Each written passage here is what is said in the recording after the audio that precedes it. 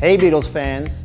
Tomorrow afternoon, if you so choose, and depending on where you live, you can walk into a theater and see Nowhere Boy, a story of an adolescent John Lennon as he kickstarts the world's greatest rock phenomenon into existence while simultaneously navigating through his tumultuous home life.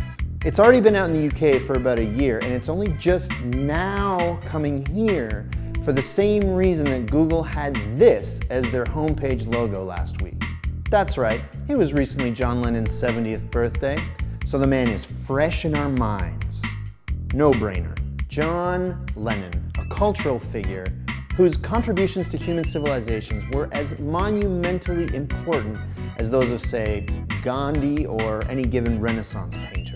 This is a guy whose legacy proves that, in the end anyway, he and his pals were and continue to be actually undeniably bigger than Jesus, which can be scientifically proven if one were to examine the trends in Google search traffic. Whether you're a massive fan or if you think the guy's overrated, you cannot deny that because of his immeasurable impact on popular culture, the guy has now attained what could only really be described as godlike status. The thing about Nowhere Boy, though, is that it's a movie that tries to paint this godlike figure as a normal, everyday human being, which can be dangerous territory.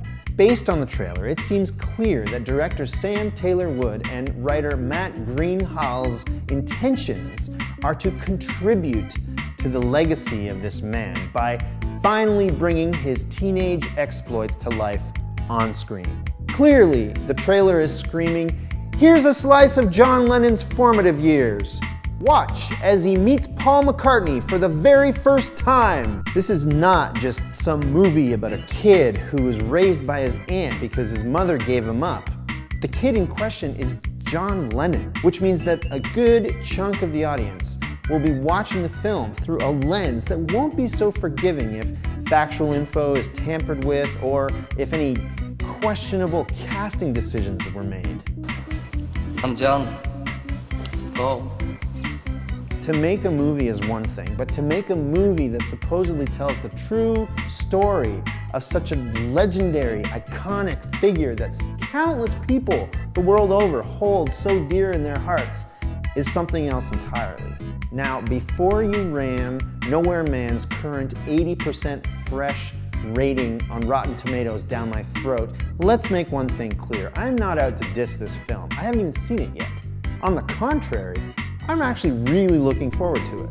Reviewers seem to be really impressed by Kick-Ass's Aaron Johnson as John Lennon and Kristen Scott Thomas as his hard-nosed Aunt Mimi. That said, however, it's hard for me to take a film like this at face value when the image in my head of John Lennon is the immortal, larger-than-life fabrication that we see in A Hard Day's Night, which is an incredible film. And I don't think I'm alone. For a lot of people, John Lennon and the Beatles are things that still exist in the back of their head as something that just happened or that still seems fresh. I know that he was actually a real live human being with pain and suffering, and that he had a story that was interesting enough to be made into a low-budget art house film like this one. But deep down, as the huge Beatles fan that I am, I'm already skeptical that a film like this could actually be convincing in the way that it should be, which puts the filmmakers at a disadvantage. When it comes to the Beatles and John Lennon in film, there have been numerous documentaries, including the 1,700-hour Beatles anthology, which,